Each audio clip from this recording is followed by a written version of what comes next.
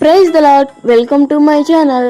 ఈరోజు మనం ఒక కథను చెప్పుకోబోతున్నాం. కథలోనికి వెళితే, ఒక అతను తన ఇంటి పైకప్పును బాగు చేస్తుండగా ఒక్కసారిగా కాలు జారి నేల మీద పడిపోయాడు.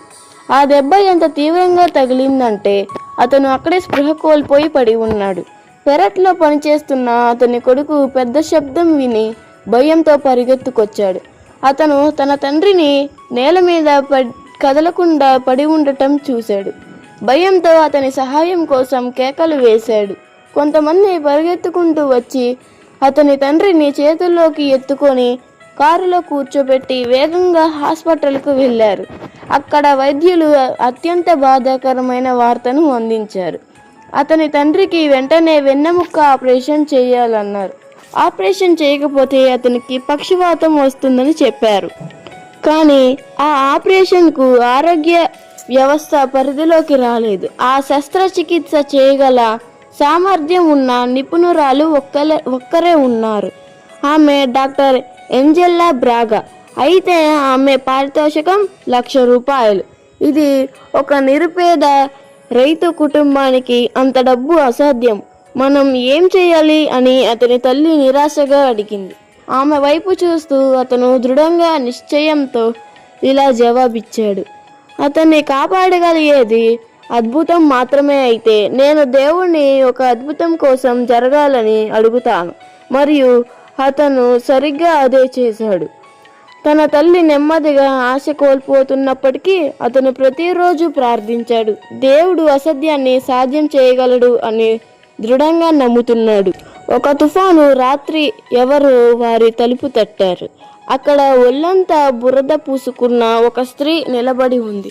తన కారు చిక్కుకుపోయిందని, తనకు ఆశ్రయం కావాలని వివరించింది. ఆ కుటుంబం ఆమెను సాధారణంగా ఆహ్వానించి ఆమెకు ఆహారం అందించారు. వారు సంభాషణ మధ్యలో ఆ అబ్బాయి లేచి నిలబడి, క్షమించండి, నా ప్రార్థన సమయం అయ్యింది అన్నాడు. ఆసక్తిగా ఆ మహిళ, దేవుడు ఉన్నాడని మీరు నిజంగా నమ్ముతున్నారా అని అడిగి, అతను ఏమాత్రం సంకోచించకుండా, అవును, మా నాన్నగారు చాలా అనారోగ్యంతో ఉన్నారు మరియు దేవుడు డాక్టర్ను పంపాలని నేను కోరుతున్నాను అని జవాబిచ్చాడు. డాక్టర్ ఏంజెలా బ్రాగా అతనికి ఆపరేషన్ చేయాలని ప్రార్థిస్తున్నాను. ఆ మహిళ పూర్తిగా మౌనంగా ఉండిపోయింది. కొద్ది క్షణాలకే ఆమె ముఖంపై కన్నీళ్లు ధారగా కారడం మొదలైంది. నేను డాక్టర్ ఏంజెలా బ్రాగా. అతను తన చెవులను నమ్మలేకపోయాడు. తుఫాను కారణంగా తన విమానం రద్దయిందని ఆమె వివరించింది. కొండచర్య విరిగిపోవడంతో ప్రధాన దారి మూసుకుపోగా ఆమె మరో మార్గం కోసం వెతుకుతున్నప్పుడు ఆమె కారు ఇరుక్కుపోవడంతో ఆ దారి ఆమెకు వారి ఇంటిని చేర్చింది. అప్పుడు నాకు అర్థమైంది. కానీ ఆమె భావోద్వేగంతో అంది, నేను మీ నాన్నగారికి ఆపరేషన్ చేస్తా. శస్త్రచికిత్స జరిగింది. ఆ వృద్ధుడు బ్రతికాడు.